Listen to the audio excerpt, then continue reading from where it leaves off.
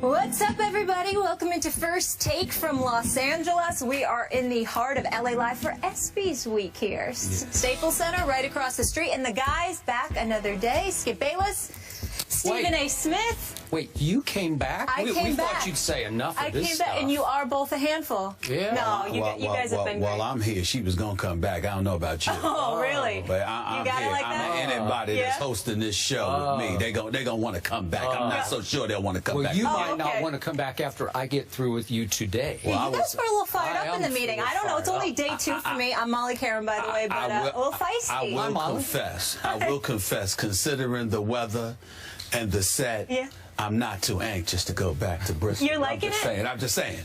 I feel like I'm learning about you. Miami, Atlanta, and LA. Yeah. I feel like I'm catching a pattern You're here. going to learn he's not in Bristol very often. Oh, okay. I won't put anybody's business in the streets, but I'm starting to get it here. All right, coming up, we got a busy show today. Chris Tucker from Friday. He has a new Netflix comedy. We're going to discuss that. And will Kevin Durant stay in OKC? That is coming up as well. But first, how about them Cowboys? No. They let DeMarco Murray, who led the league in rushing, walk. Now will they let Dez Bryant, who led the league in touchdown reception, sit? Dez Bryant is not having the franchise tag and is adamant about wanting a long-term deal from Dallas before Wednesday's 4 p.m. Eastern deadline. He tweeted this on Monday. As much as I love football on my beautiful babies, I apologize, Cowboy Nation, but I will not be there if no deal. Fact. Bold words. Would it be smart for the Cowboys to keep the franchise tag on him? Stephen A. Smith, no, it would not be smart. But I am here to tell you that I'm going to guess at this hour, as we get close to that witching hour tomorrow, as you said, 4 o'clock Eastern, that Jerry Jones believes it would be a pretty shrewd gamble for one big reason. You know and I know, as he pointed out to Dez in that tweet, Dez loves to play the game of football. Dez loves to be around the fellas in the locker room, even on the practice field, and especially on night before games and on game days. And my fear as a Cowboy fan, born and raised, is that Jerry Jones will use Dez's love for football against him in this negotiation. That Jerry will sit back and let Dez huff and puff as he did yesterday and threaten to miss all of training camp and maybe even threaten to miss some regular season games. And Jerry will gamble that Dez's love for football will bring him back to training camp maybe for the last 2 or 3 weeks and definitely for the first game of the regular season. But I believe that Dez's pride is bigger than his love for football. We know that Dez can be over-emotional on occasion, and I believe that if Jerry leaves the tag on him, even though it is almost $13 million that he would make, that Dez's pride will get to him, he will get over-emotional, and that he will be prone in the first few weeks of the regular season to sulking and pouting and being a little bit of a distraction for a football team that I think has a good chance to not just win the NFC East, but win the Super Bowl this year. So I'm going to say, I think it's going to be way better than it was last year, now that Sean Lee is back, a guy that you continue to diss on this show. I do not diss him. I just acknowledge the fact that the brother's always hurt. Yeah, well, we'll see. All. I think he's not going to be hurt this year. All right. So my bottom line is that keeping the tag on Dez will hurt the football team more than it will help the salary cap. Skip Bayless, I agree with you in that regard. If you franchise tag Dez Bryant, it definitely will be to the detriment of the Dallas Cowboys, but it's not because you're going to use the word pout. I think that that has a negative connotation. That's not something I'm going to attach to Dez Bryant in this particular instance. Wait, let me amend that. Sure. His heart won't be in playing football. Fair. That's fair. That's fair. That's totally fair. What I will say to you, however, is this. First of all, don't think for 1 second that he's going to cave too easily. Don't think that with Rock Nation, with Jay-Z, with Juan Perez and those brothers that are representing him, that they're not in his ear. I think that has a lot to do with why Eugene Parker is gone as opposed to Rock Nation, you know, obviously now being there. It's no knock against Eugene Parker whatsoever. He's seasoned. He's a veteran as an agent. He's exceptional at what he does. We all know this. But at the same time, when you're old school, you sort of have have that mentality that it's about business, which we all can appreciate because that's just the smart thing to do. That's the smart way to go. And deviating from that usually doesn't work to your benefit. I don't care in today's society, previous generations, it doesn't matter. Business is business, and that overrules emotion and all of that other stuff. But you're going to have people that play into Des Bryant's ear by reminding him of his value, what he's worth, and how he shouldn't settle for significantly less anyway than what he is worth. And they are absolutely right to send Des Bryant that message. Here's where it gets interesting. And you bring up pride. And again, we're not talking racial as in a negative connotation in any stretch. I'm just giving you some insight. When you talk about young black men, what corporate America needs to understand is right or wrong, foolhardy or not, the word respect resonates with a lot of dudes, particularly when they consider themselves to be an individual who has earned it. If you are Des Bryant, you led the league in touchdowns. You've been obviously a stabilizing force. You're one of the individuals that helped Tony Romo excel the way that he excelled. Because when all else failed, Jason Witten wasn't the only dude that he was able to go to. It was Des Bryant.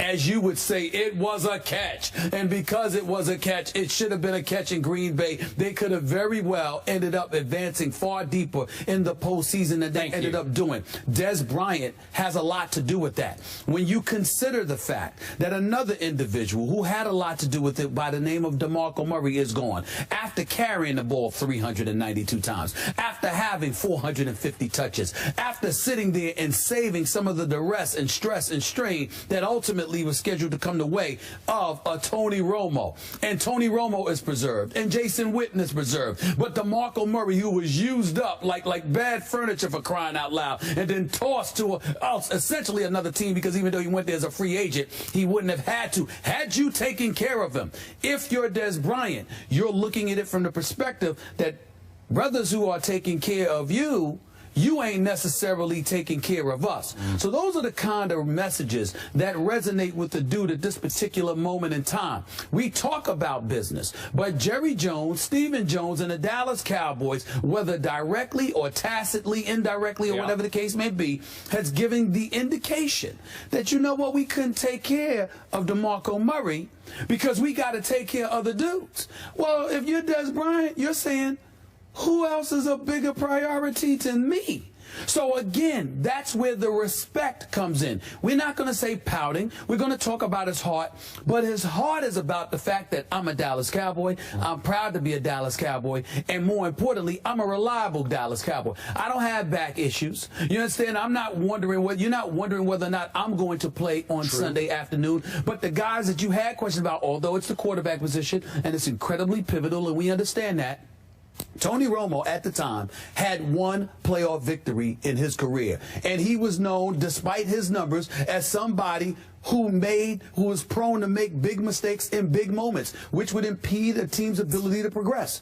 And they gave this brother $108 million, they did. $55 million guaranteed. You can't then turn around and look at Des Bryant and talk about it's time for you to sacrifice, especially when you've quietly gone about the business of leaking to those that cover the Cowboys by virtually saying, our issue with Des Bryant is that we don't know what he's going to do once he has these guaranteed dollars off the field. These are the kind of things that he was hearing. So it's not just about the money. It's about the faith that he is looking for you to show in him because of his level of production and his commitment to excellence. And he warrants that. He deserves that. And if you franchise tag this brother, you are saying he's not worth the risk. And he's going to take it like that, and he is going to be a problem. Okay, so back to Jerry Jones' mindset.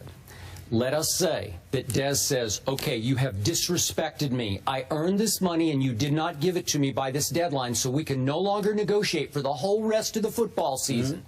So Des says, this is it. I'm missing all of training camp. Do you think that with 2 weeks to go, that he would fold and say, I just miss football too much, I'll take my $13 million and go play? I don't think that with 2 weeks to go in preseason he would do it. I think that before the regular season begins, he probably would do that. But then you also have to take into consideration, and we can't escape this reality. Football is such a violent sport.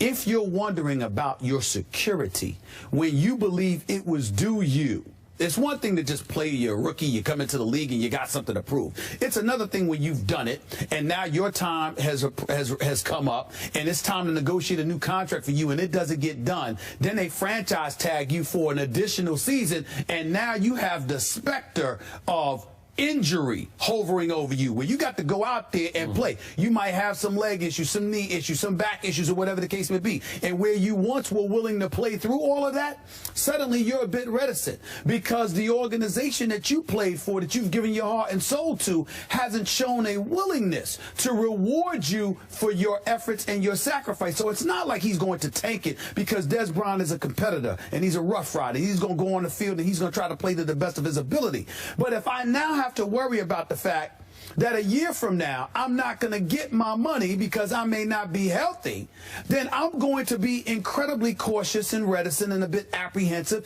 It's going to showcase itself in my game. And suddenly I'm not going to want to take risks. Suddenly going across the middle to catch a pass, you know what? Give me an out pattern. Throw it out, throw a bomb to me. I'm not trying to go over the middle. I'm not trying to get my legs taken out from under me. I'm not trying to take unnecessary risks because I'm trying to get paid. Tony Romo could take that risk because you paid him. Jason Witt could take that risk because you paid him. The offensive line could take those risks because you paid them. Okay? But you're not paying me. Yeah. I'm not going to take that chance. Okay. That's the issue.